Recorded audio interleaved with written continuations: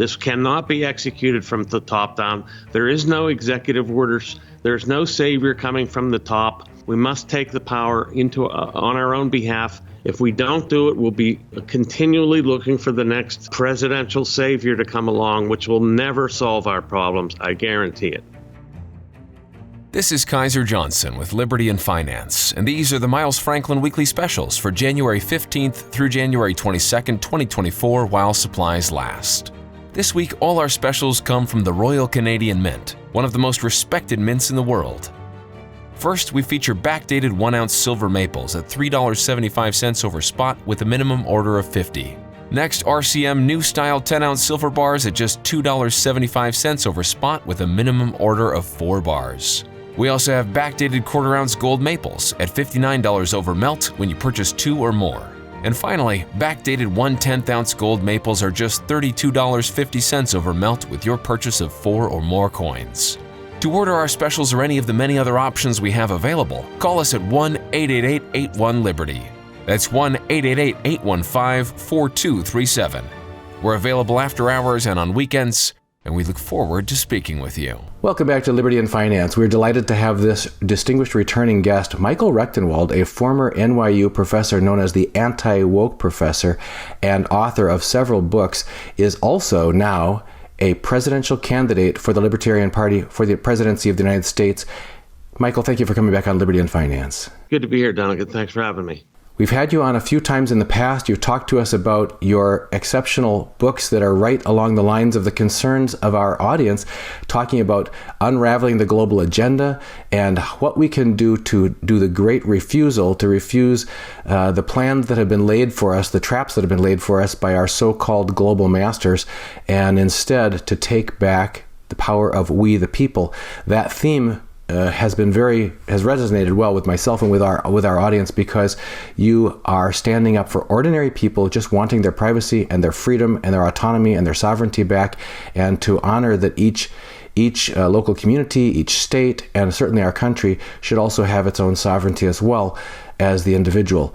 And that's where it all starts, as the individual and the family. Along the way, in our last interview, you provocatively laid out a list of 3-letter agencies that you thought should be dismantled, and a lot of those have been unpopular with our viewers as well, because in almost without exception, it seems that there is a one-way increase in centralization of power and control by at least the federal government, and now by international bodies, unelected, nameless, faceless in many cases, globalist concerns, which are trying to lay out what looks like a very dystopian and toxic future for ourselves and our families, where we end up being serfs and working for overlords.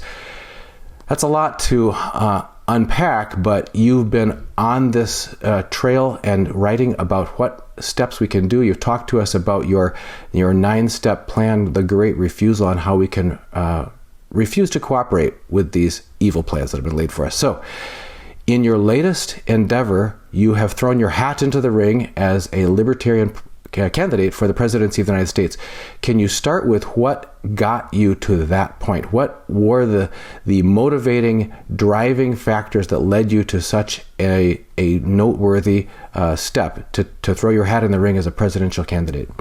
Well, I never had any political ambition, and it wasn't really something I'd ever thought about. But I was asked by the Mises Caucus to become a presidential candidate with their endorsement. And the Mises Caucus is the caucus that effectively has taken over the Libertarian Party.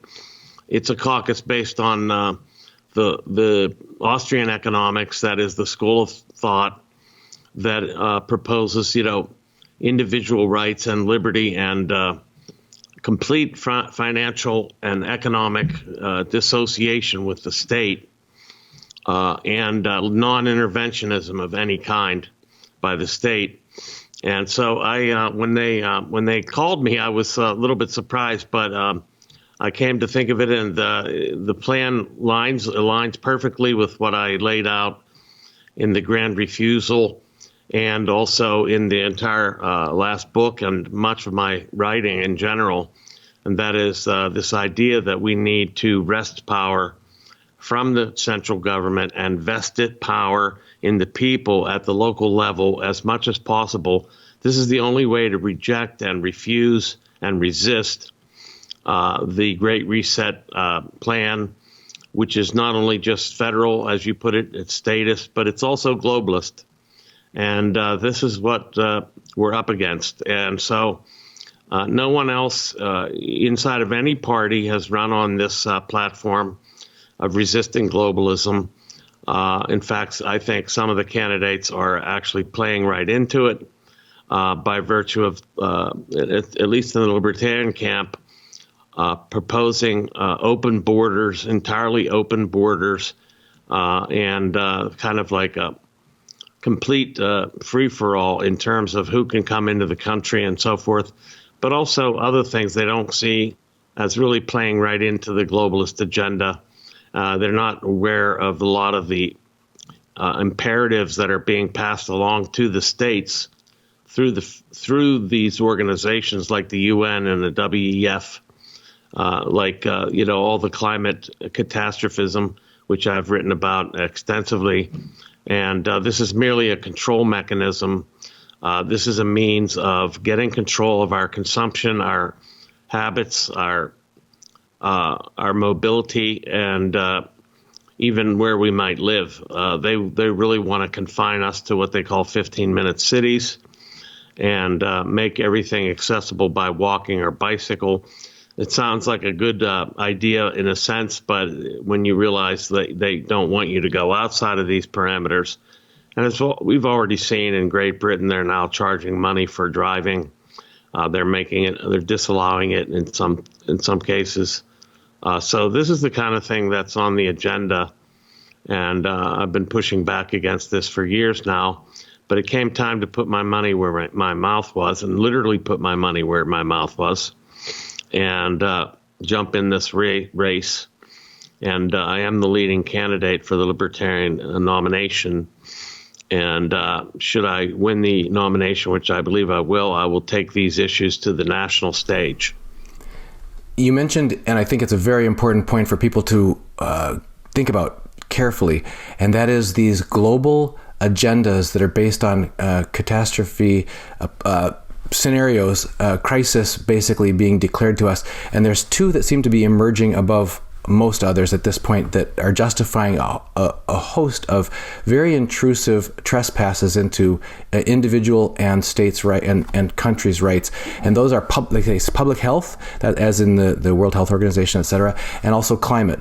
And both of those, in fact, they can even twist climate into saying, well, that's a public health emergency, but it's also been used to say we're going to have to take away everyone's guns and because that's a public health emergency, and people can't travel because it's a climate emergency. And one can't help but notice that a lot of these declarations that usurp or take away people's innate rights are not being honored by those who are making those declarations. So it's good enough for us, but not for them in terms of their private jets and their armed security details and that sort of thing.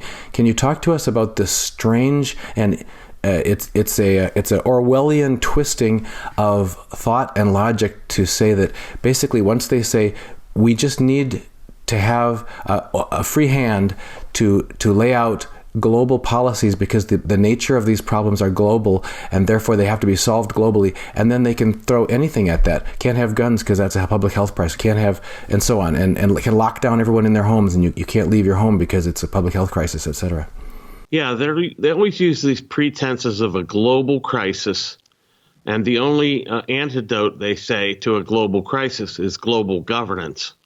And likewise, they use these global crises like the coronavirus or like climate change or like the new one, Disease X, as the pretenses for all of these incursions against our will and our liberties.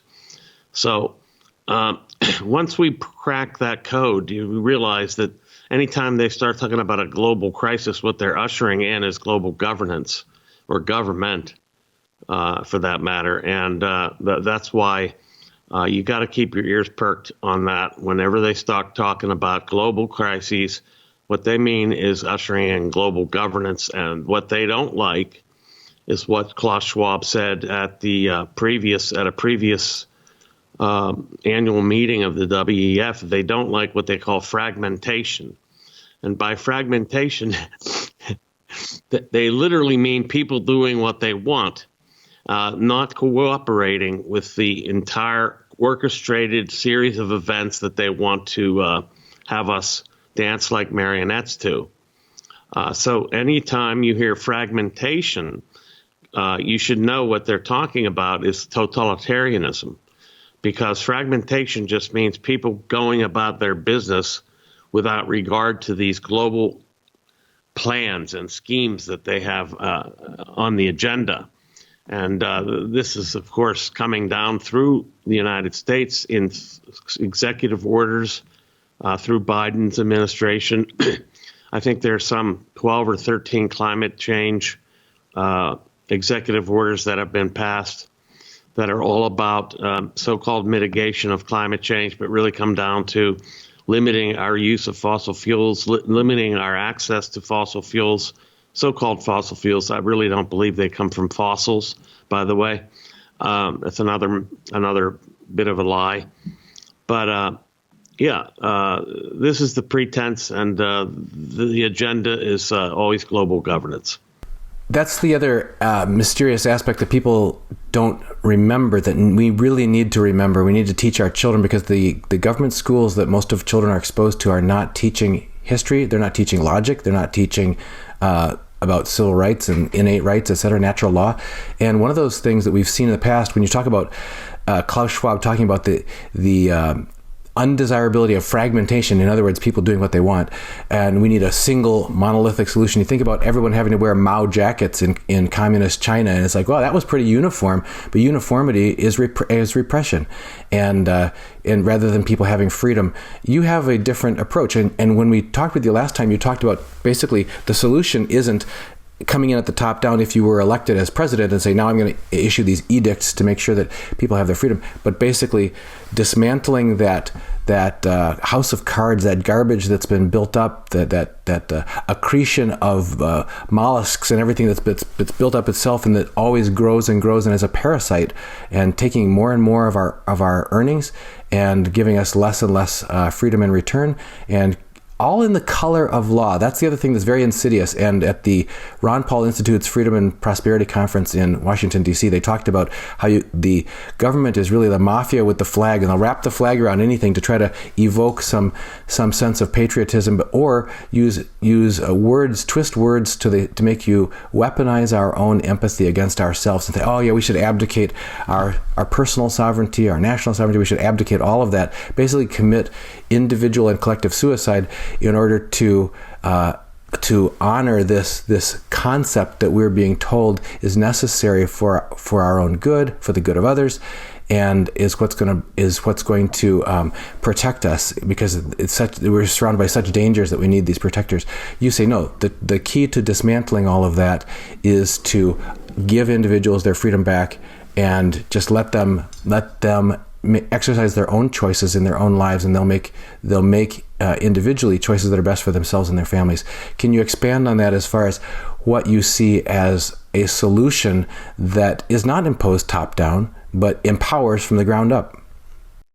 Yeah, so it's a solution of decentralization. So my campaign is about wrecking the regime, as I said here, as my banner behind me shows. And that doesn't mean I ride into Washington like a white knight and taking care of all these problems from the top down, making some policy changes, cutting some red tape. This means people gaining their own power, which is a stride towards self-governance. And that's what the United States was founded on, and that's what I'm behind, and that is reducing drastically and getting the federal government completely out of our lives. So this means not only if I were elected, if there was some miracle that I was elected, I would cut the IRS, the CIA, the FBI, the NSA, the TSA, the ATF, the DHS, the CDC, the EPA, the DOE, and more.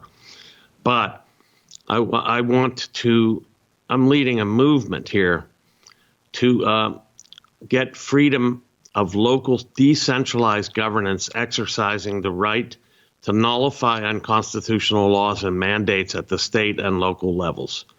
And that means people getting into office in their local communities, libertarian-minded people, not necessarily libertarians with a large capital L, but people that are liberty-minded, getting them into local office. And then we can resist the kinds of impositions that the federal and even in some cases states impose on localities. For example, you have this farmer, Amos Miller, in Pennsylvania, where my home state, over in the central part of Pennsylvania, a Mennonite, who's merely trying to sell farm goods, products, milk products, raw milk, things like this. And the state of Pennsylvania's Department of Agriculture and the state troopers have come down on this guy like a ton of bricks.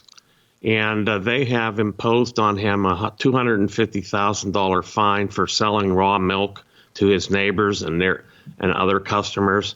And this is the kind of outrage that local control would prevent. We wouldn't allow, the sheriff would not allow these state troopers or feds to come into somebody's property and to inspect it and then to take his products, which they did. They just absconded with his products. They stole them.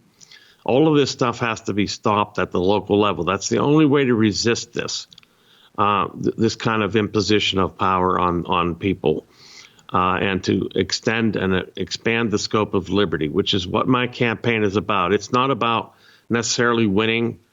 It is, I'd like to win. I'd also like to win the lottery, but not that I play.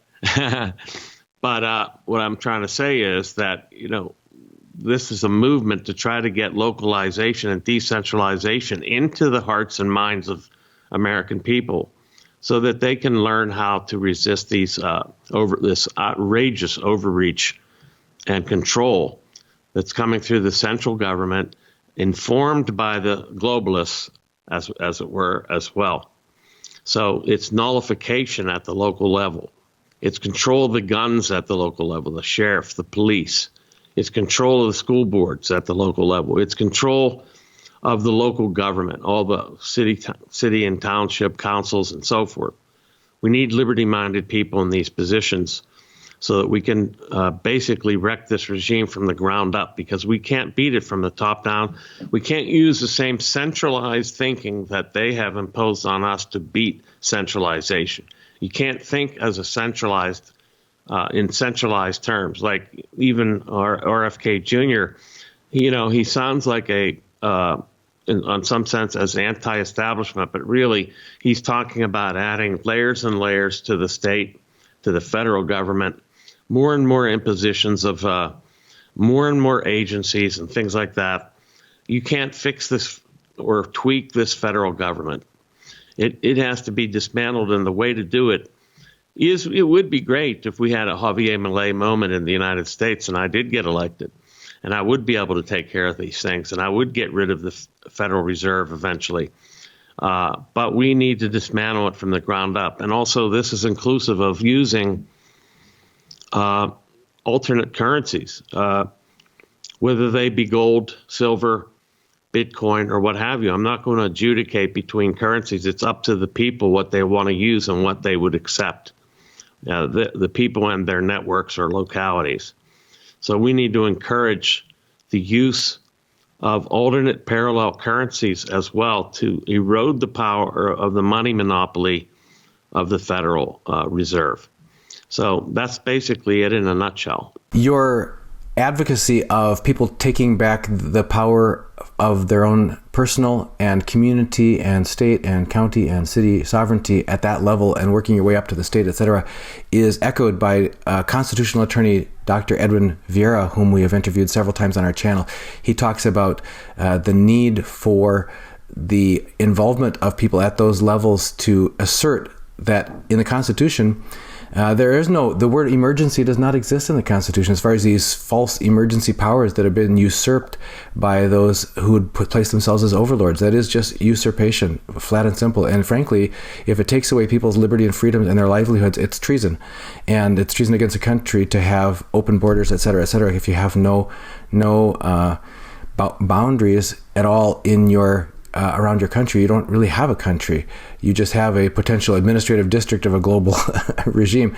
And also, we've had good news I'll share with you, is we've had one of our longtime viewers who has heard this message over and over from our guests and has opted to become a sheriff's deputy in his local. He thought he was going to be retired, or he thought he was going to look for some other kind of work, but he decided, I'm going to put, as you said, put your money where your mouth is. He's going to put his life where his mouth is and try to make a difference at the local level, because sheriffs are the law enforcement agency that's mentioned in the Constitution, and that is how it's supposed to happen. Dr. Edwin Vieira also talks about the Declaration of Independence and the Constitution, mentioning in the Second Amendment the sovereignty of the militias of the states. And that's where, again, those preexisted the Constitution, those preexisted the United States of America, and that's where some people are taking action there to see at their local, whether it's the National Guard at their state level, etc., and there are governors who are standing up and saying, not in my state, and there are sheriffs that are saying, we will not enforce these laws that come down, so-called laws that are empty on their face, void on their face, because they're unconstitutional. They will not be enforceable in our county. Do you have any further examples of that, or exhortations to people to keep that momentum going and take back at the local level? Just a little bit of a counterfactual. Just imagine what would have happened if we had this kind of local control during the COVID regime. If we would have had that kind of control at the COVID regime, we may not have had to shut down the entire economy in order to abide by these mandates and unconstitutional precepts that were issued. We could have had resistance, and many, many local communities. There were some that just utterly ignored this stuff, and if we had many more, we could have resisted the whole COVID regime. And this would have not killed the economy. It would have not crushed small businesses. Millions of businesses went out of business over this. We would have had no masking at schools, no of children, just an outrage, no shutting down of no forced closures, no travel bans, no restrictions on things like that. So all of this could have been really, as a counterfactual, what we might have had otherwise with reference to COVID, I think is the one way to look at it. And similarly with this guy, Amos Miller, if we had local control, we wouldn't allow those feds or state troopers and the agricultural department of Pennsylvania invade his farm like this. This would not happen. Yeah, it's amazing when the overlords in their ivory tower make their evil plans, and they say, this is what we're going to do. We're going to move the pieces of the chessboard in this way because we are the masters and the puppets down below, so do what we say. At some point, that has to be enacted. It has to be actually, the rubber's going to hit the road somewhere. And when the feet and hands down at the local level say, no, not on my watch. I'm not going to do that to my people. For one, it's wrong. Number two, these are my neighbors and my friends. And number three, it's unconstitutional. You have no authority to impose these type of evil plans on us. It's remarkable what a difference non-cooperation at the local level can do. And we've seen that evidence throughout history, whether it was Gandhi or on and on. Simply nonviolent in some cases if it's necessary, but resistance and saying we will not comply. Even in the Bible, you have the doctrine of the lesser magistrates as an example of the resistance of, the Roman emperor's commands. You had, I forget the name of the local magistrate who just wouldn't follow orders, and he would not impose the dictates onto the population. And so this became known as the doctrine of the lesser magistrates. where the lesser magistrates are actually the better magistrates, the higher magistrates. They actually have much more control than we think. So this is where the rubber meets the road. The more points of disaffection and disconnection we have from this, the more difficult it is for them to impose centralized command and control. And the authoritarian remedy for this type of resistance is usually some kind of crackdown. They got a big enough club, they can pound a bump on somebody's head and try to, so make an example out of, if someone is non-cooperative, we'll make an example so nobody else will behave that way and people will get whipped into line. Sometimes that backfires because people have an innate sense of right and wrong. And when they see that kind of brutality, yes, there's the fear element, and we all have that innate sense of wanting to avoid pain or wanting to avoid harm, but it also awakens within the human heart the spirit of freedom. And as we saw, whether it's in Braveheart or other examples, when people see brutality, they know it's wrong when they see it. And that's another thing that I wanted to ask you about, is the spin that's put on these things to make evil look good, to make what is wrong, what is totalitarian, what is unjust, seem desirable, or make people feel guilty if they don't comply, that sort of thing. One example of that we certainly saw, and you mentioned lockdowns. People were told, I don't want to use the same terms here, but basically, okay, you're a granny killer if you don't take an experimental gene therapy that we have no idea what the long-term results are going to be on your body, et cetera, and wear masks that may harm your cognitive development of your children, et cetera, et cetera. People had a feeling that they didn't want to do this, and some were told, well, then you have to lose your job. And some went ahead and said, well, if that's the price, then that's the price. I'm not going to comply. We've also had enforced speech, politically correct speech, where people, I know, former University of Toronto professor Jordan Peterson said, over my dead body, you're not going to compel my speech against the Canadian government, et cetera, et cetera. We've had examples of people standing up and saying, I will not comply with what is unjust. And yet, the powers that be, they either try overt brutal force, or they try covert psychological twisting of words and renaming things. And you point out a couple of good examples of that, renaming totalitarianism as uniformity or inclusion, inclusion, and renaming freedom as fragmentation. Any other examples of that people? Because I think it's very helpful to kind of like wake us up when people. Well, yeah, that's what's happening. We're hearing these words that are twisting the truth, and certainly the father of all lies twists the truth. Equity is another term that's really used this way. Equity is about making you equally enslaved, in effect. But equity is pushed in inclusion and equity and diversity and all that. Of course, all of these terms these are watchwords for totalitarianism, 100%. And they're very similar to the type of words that were used in the Soviet Union with the Bolshevik revolution and the ongoing Soviet Union. They used terms that sounded really good on the surface, like equality and brotherhood of the mankind, and even things like that. And they're always a common good is another one. Common good means that you're going to have to sacrifice your individual rights for the group, supposedly.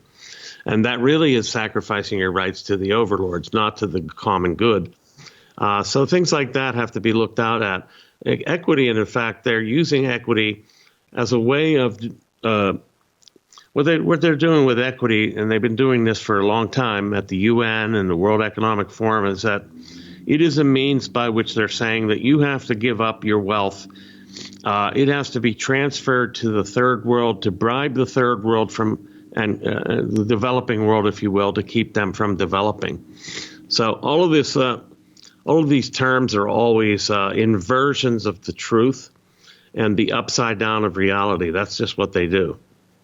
This is, without a doubt, people know in their hearts that when you have to twist words and use words to mean the opposite of what you really mean, when you start lying serially and as a modus operandi, you must not be on the right side, because if you're on the right side, you don't have to resort to those kind of tactics. And in fact, the father of all lies always cannot create anything of his own, but he has to twist and twist and twist and make evil good and good evil. And we've been warned about that for millennia. And it's something that people know in their hearts. It's written in all of our hearts.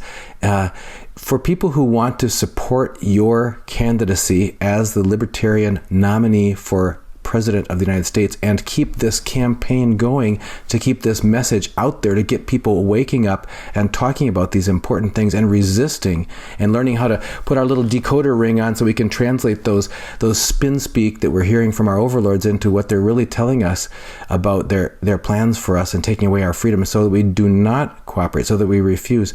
How do we keep you out there? How do we keep your voice heard? Thank you so much. Yeah, you go to rectheregime.com. That's REC, the regime, one word.com. Please either volunteer or get involved or donate. We could use donations. We need to keep this campaign alive. I can't do it on thin air. And this is not just a campaign. This is a movement I'm trying to create, and we are building a movement of decentralization and local control. And that's what this is about. And so we have to make this go past the election cycle, much further than that. It has to be maintained throughout our lives. This is just the start of a major movement that we must inaugurate on our own. I can't do this without you. We can't do it without each other doing this on the ground. This cannot be executed from the top down. There is no executive orders. There's no savior coming from the top. This is not going to happen. We must take the power on our own behalf, and we must exert it for ourselves and for our families and our descendants. This is very important. This is the kind of thing we must do. If we don't do it, we'll be continually looking for the next presidential savior to come along, which will never solve our problems. I guarantee it. You notice I'm wearing a tie that's a mixture of blending of red and blue. This is in celebration of the Uniparty, against which we have all been indoctrinated into thinking that if you can just join the right team, Team Red, Team Blue. We interviewed, one of our first interviews ever on our channel was G. Edward Griffin, the author of The Creature from Jekyll Island, taking another look at the Federal Reserve. And he talks about how the right wing and left wing are just two wings on the same dirty bird of collectivism. So people, make sure that we're keeping ourselves and our children and our grandchildren awake to the reality that we, the people, are what this country is all about, and the power is invested by our Creator with the people and not with overlords. Michael Rectenwald, you're a part of getting that message articulated, and on a very broad platform. We'd like to support you through making sure your voice is heard here, and thank you for joining us again on Liberty and Finance. If people want to reach out to you, Rec the Regime, as we see on your banner there, RectheRegime.com. And thank you for joining us again on Liberty and Finance. My pleasure. Thanks for having me, Donegan. This is Kaiser Johnson with Liberty and Finance, and these are the Miles Franklin Weekly Specials for January 15th through January 22nd, 2024, while supplies last. This week, all our specials come from the Royal Canadian Mint, one of the most respected mints in the world. First, we feature backdated 1-ounce silver maples at $3.75 over spot with a minimum order of 50. Next, RCM new style 10-ounce silver bars at just $2.75 over spot with a minimum order of 4 bars. We also have backdated quarter-ounce gold maples at $59 over melt when you purchase 2 or more. And finally, backdated 1/10-ounce gold maples are just $32.50 over melt with your purchase of 4 or more coins. To order our specials or any of the many other options we have available, call us at 1-888-81-LIBERTY. That's 1-888-815-4237. We're available after hours and on weekends, and we look forward to speaking with you.